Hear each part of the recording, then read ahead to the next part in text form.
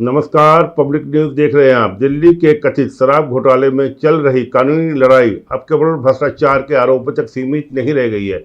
यह अब एक बेंच और भूतपूर्व मुख्यमंत्री के बीच सीधे टकराव में बदल चुकी है। जहां एक और केजरीवाल जज की निष्पक्षता पर सवाल उठा रहा है, वहीं इस पूरे घटनाक्रम ने न केवल कानूनी दायरों में बहस छेड़ दी है, बल्कि न्यायपालिका की निष्पक्षता, राजनीति, आरोप प्रत्यारोप और सोशल मीडिया के दुरुपयोग जैसे मुद्दे को भी केंद्र में ला खड़ा कर दिया है। वहीं दूसरी ओर हाई कोर्ट ने कोर्ट की कार्रवाई के वीडियो वायरल करने पर दिल्ली पुलिस को सख्त कार्रवाई के आदेश दिए हैं। मामले की शुरुआत उस वक्त हुई जब 14 अप्रैल दिल्ली के हाई कोर्ट में चल रही सुनवाई के दौरान की वीडियो रिकॉर्डिंग सोशल मीडिया पर वायरल होने लगी। यह वीडियो उस समय का था जब केजरीवाल खुद अदालत में अपनी दलीलें पेश कर रहे थे और न्यायमूर्ति स्वर्णकांता शर्मा की बेंच इस मामले की सुनवाई कर रही थी। बताया गया कि यह सुनवाई 1 घंटे से अधिक समय तक चली, जिसमें केजरीवाल ने विस्तार से अपने तर्क रखे। हालांकि अदालत की कार्रवाई की रिकॉर्डिंग करना और उसे सार्वजनिक करना अदालत के नियमों के खिलाफ है। दिल्ली हाई कोर्ट की स्पष्ट गाइडलाइंस है कि बिना अनुमति कोर्ट की कार्रवाई को रिकॉर्ड या प्रसारित नहीं किया जा सकता। इसी नियम का उल्लंघन सामने आने के बाद हाई कोर्ट ने सख्त रुख अपनाया। हाई कोर्ट ने दिल्ली पुलिस को निर्देश दिया कि ऐसे सभी वीडियो तुरंत हटाया जाए और जिन लोगों ने इस वीडियो को शेयर किया है उनके खिलाफ उचित कानूनी कार्रवाई की जाए। आम आदमी पार्टी के उन नेताओं और सोशल मीडिया यूजर्स के खिलाफ जांच शुरू कर दी गई है जिन्होंने इस वीडियो को इमेज बिल्डिंग के लिए साझा किया था। अदालत ने यह भी स्पष्ट किया कि यह कोई पहली घटना नहीं है, पहले भी इस तरह के मामलों में कार्रवाई की जा चुकी है। केजरीवाल को ऐसे ही राजनीति का नटवरलाल नहीं कहा जाता। जब अरविंद केजरीवाल दिल्ली के मुख्यमंत्री थे और देश में कोविड-19 की महामारी का दौर चल रहा था, केंद्र सरकार लगातार राज्यों के साथ बैठक कर रही थी ताकि महामारी से निपटने की रणनीति बनाई जाए। ऐसे ही एक अहम बैठक की अध्यक्षता प्रधानमंत्री नरेंद्र मोदी ने की थी, जिसमें सभी राज्यों के मुख्यमंत्री वीडियो कॉन्फ्रेंसिंग के जरिए शामिल हुए थे। यह बैठक संवेदनशील मानी जाती थी क्योंकि इसमें ऑक्सीजन की कमी, अस्पतालों की स्थिति, लॉकडाउन जैसे बड़े फैसलों पर चर्चा हो रही थी। आमतौर पर इस तरह की बैठक को इन कैमरा यानी सार्वजनिक प्रसारण के लिए नहीं माना जाता जब तक कि केंद्र सरकार खुद उसे जारी न करे। अरविंद केजरीवाल ने इस मीटिंग का वीडियो अपने आधिकारिक सोशल मीडिया प्लेटफॉर्म पर लाइव या रिकॉर्डिंग के रूप में साझा कर दिया। इस वीडियो में वे दिल्ली की स्थिति बताते हुए केंद्र सरकार से ऑक्सीजन की कमी पर मदद मांगते नजर आए। वीडियो सामने आते ही यह तेजी से वायरल हो गया और देश भर में चर्चा का विषय बन गया। वीडियो सार्वजनिक होने के तुरंत बाद केंद्र सरकार की तरफ से तीखी प्रतिक्रिया आई। बताया गया कि यह मीटिंग गोपनीय थी और इसे सार्वजनिक करना प्रोटोकॉल का उल्लंघन है। केंद्र सरकार के अधिकारियों ने इसे अनुचित और गंभीर मामला बताया। खुद प्रधानमंत्री नरेंद्र मोदी ने बैठक के दौरान इस पर नाराजगी जताई और अरविंद केजरीवाल को झाड़ भी लगाई। उन्होंने कहा कि यह हमारी परंपरा और प्रोटोकॉल के खिलाफ है कि कोई मुख्यमंत्री इस तरह से इन हाउस चर्चा को लाइव करे। वहीं दिल्ली कोर्ट में चल रही सुनवाई का दूसरा महत्वपूर्ण पहलू है अरविंद केजरीवाल द्वारा न्यायमूर्ति स्वर्णकांता शर्मा के खिलाफ उठाए गए सवाल। केजरीवाल ने अदालत में न केवल मौखिक रूप से बल्कि लिखित रूप से कई गंभीर आरोप लगाए हैं। उन्होंने एक नया एफिडेविट दाखिल करते हुए जज को इस केस से हटाने की मांग भी दोहराई है। केजरीवाल का मुख्य तर्क है कि इस मामले में हितों का टकराव मौजूद है। उन्होंने अपने हल्फनामे में दावा किया कि न्यायमूर्ति शर्मा के दोनों बच्चे ईशान शर्मा और शांभवी शर्मा केंद्र सरकार के विविध तंत्र से जुड़े हुए हैं और तुषार मेहता के साथ काम करते हैं। तुषार मेहता इस मामले में सीबीआई की ओर से पैरवी कर रहे हैं। केजरीवाल का कहना है कि जब जज के परिवार का सदस्य उसी कानूनी अधिकारी के साथ पेशेवर रूप से जुड़ा हो तो इस केस में एक पक्ष का प्रतिनिधित्व कर रहा हो तो निष्पक्षता पर सवाल उठना स्वाभाविक है। उन्होंने यह भी तर्क दिया कि यह केवल एक तकनीकी मुद्दा नहीं।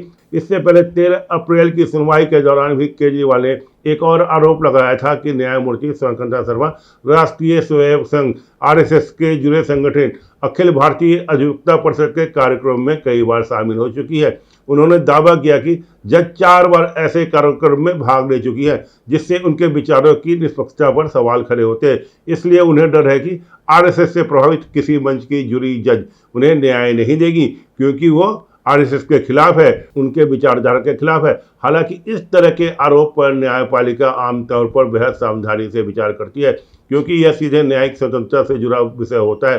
फिर भी केजरीवाल ने इस आधार पर जज को केस से अलग करने की मांग की। यह पूरा विवाद मूल रूप से कथित शराब घोटाले से जुड़ा हुआ है। इस मामले में निचली अदालत ने 27 फरवरी को अरविंद केजरीवाल, मनीष सिसोदिया और अन्य लोगों को बरी कर दिया था और जांच को निराधार बताया था।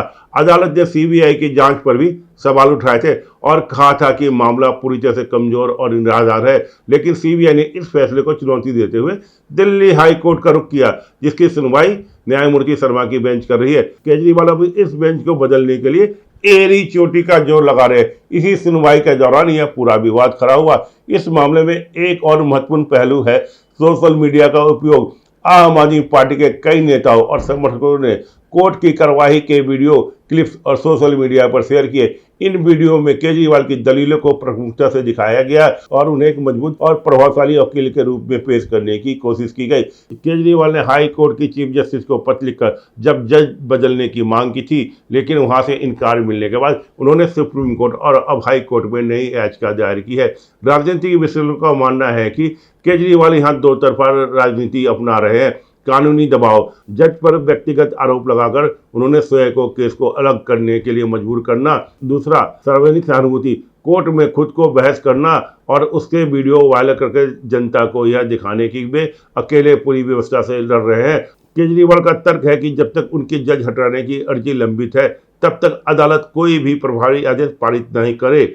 उनका अनुसार धारणा मायने रखती है, मतलब कि परफेक्शन और न्याय न केवल होना चाहिए बल्कि होता हुआ दिखना भी चाहिए। दूसरी तरफ सत्ताधारी दल के नेताओं का कहना है कि केजरीवाल खुद को कानून से ऊपर समझकर जजों को डराने की कोशिश कर रहे हैं। इस पूरे घटनाक्रम ने एक बार फिर यह सवाल खड़ा कर दिया है कि क्या राजनीतिक मामलों में न्यायपालिका पर दबाव बनाने की कोशिश हो रही है।